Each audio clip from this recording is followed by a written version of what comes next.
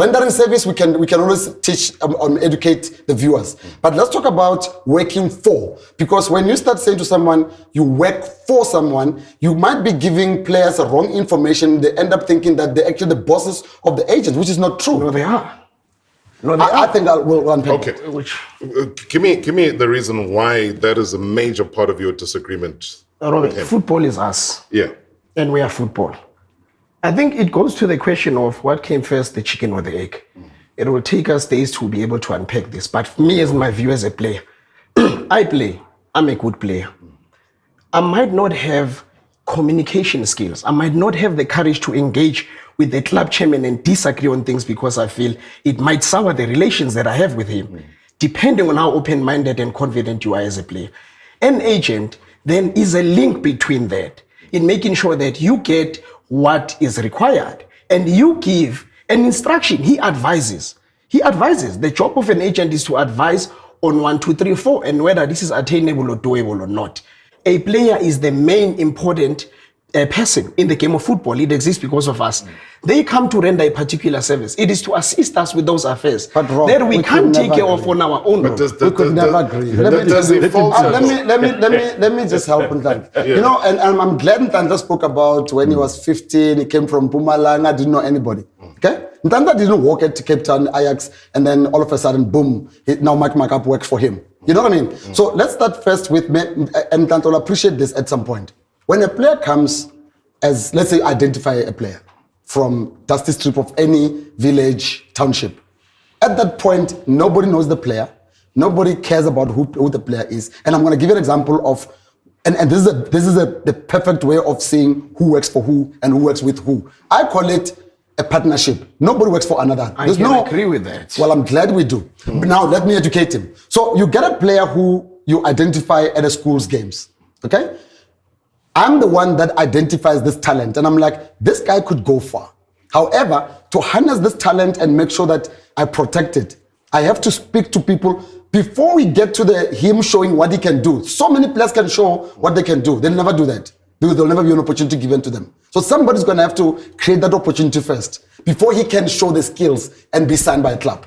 So once that door is open and the club is now interested, now there's a partnership going. They don't pay us. Players don't pay us, and we must make it very clear that the clubs do. So who's my boss, really? So therefore, during that process, the player must then appreciate the fact that someone has created an opportunity for him, and now that he's doing very well, he must always come back and pay homage. That is why in the opening statement I said, did you ever say thank you to Mr. Makaab? Because they don't. You know, at some point in your life, Nhlanhla has become this man that we all appreciate today as the leader that he is for players. Somebody paid for this way for him to be where he's sitting today. And that for me is, I always say, pay homage, always. And it maketh a man. I think, Mike, you need to come in and be the voice of reason here because... Yes. And I'm glad we're unpacking all of this stuff. Yeah. Because it is a point. Well, you warned us that we must not leave anything No. Otherwise, you would not be here, Baba. We would give you vouchers to go and buy hot dogs outside. So don't worry about that. Yeah. Mike, I think come in here because I fully understand what Nhlanhla is saying, but I also understand Jazzman, where he comes from. And again, I'll use the analogy of Itu Kune. So after doing the interview with Kune that day on radio, and then I asked him just out of interest, who's your agent? What sponsors do you have? He says he doesn't have an agent, and the only sponsorship he has are his gloves. And I'm like, that's crazy. So that's when I reached out to him and said, yeah, Jazzman, listen, I think this guy needs your help. Yeah. Take care of him. I've given him your number. And immediately he put him onto a higher threshold salary, put him onto an immediate sponsorship with a car dealership, etc. So those are the extra things that are done outside of the framework of the contract that has to do with the player on the field. Yes. Is having to do the stuff that makes the player a brand. Yes. As well. So you're transitioning from being the successful coach, 94-95 at Orlando Pirates, to become an agent was fueled by what in relation to what we're arguing about here? Okay, so it's an interesting story because I had no intention of becoming a football agent. I had decided to stop coaching football based on the fact that I had left my family once before, and that was to coach Orlando Pirates for almost 2 seasons. And I had my wife and my 3 young children, and I vowed never to do that again. And I don't have to tell you, as a football coach, even as a football player, your home is where you hang your hat. You cannot limit yourself to certain geographical territory if you want to grow as a person in this industry, as a player or as a football coach. So I made a conscious decision to give up coaching. So I was sitting in my home in Glenwood, pondering my future, when there was a knock on the door, and this young 19-year-old with his mom asked if they could speak with me, and sat down and asked if I could manage his career. I said, I know nothing about managing footballers. They said, but you have a really good background in business, and you've been a successful football coach. Surely it can't be that difficult. And I said, well, maybe I can give it a try. And it was Siyabonga Nomveti. Oh. So that's how my journey started.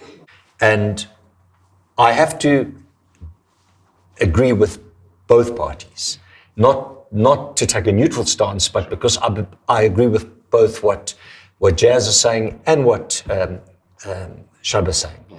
And if we look at today, at taking on a new client, first and foremost, the question we ask ourselves within our company is, why are we going to do this? Not what are we going to do, because we know what we're doing. Sure.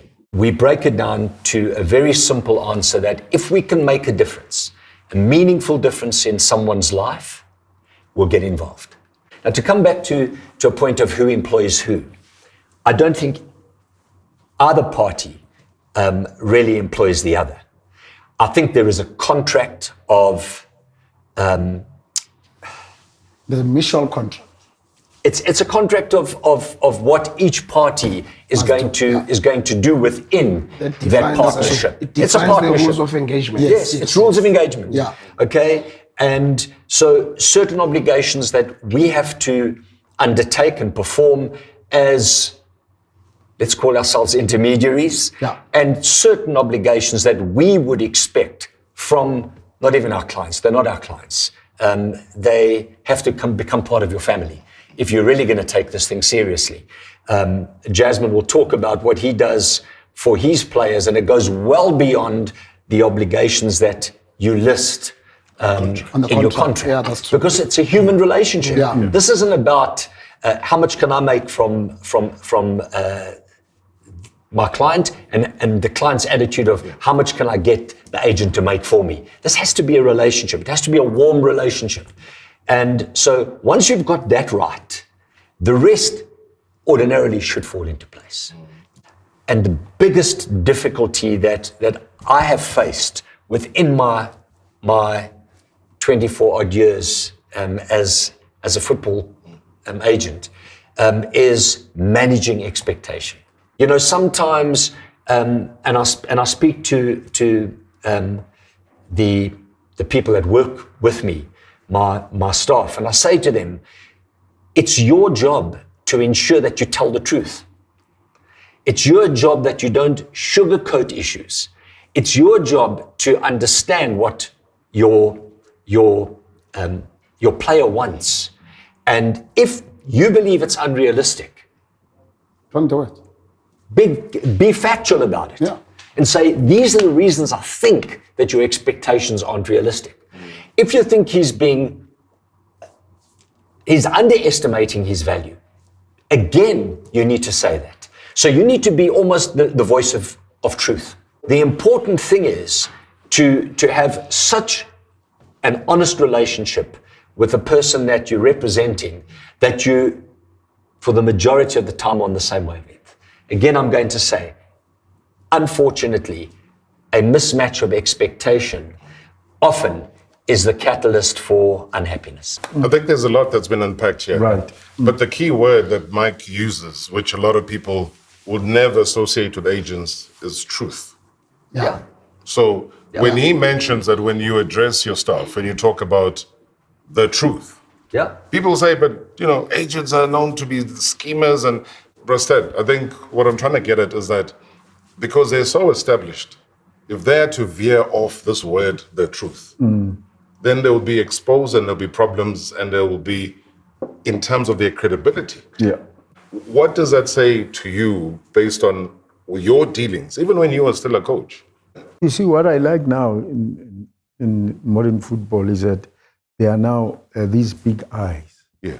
that are watching or that have an interest in players. When we talk about agents today and having someone that is also having an hawk eye regarding players, I'm so happy because I needed this so that players at home, when they watch this, they will know exactly if they have agents, this is what the agent will do for him.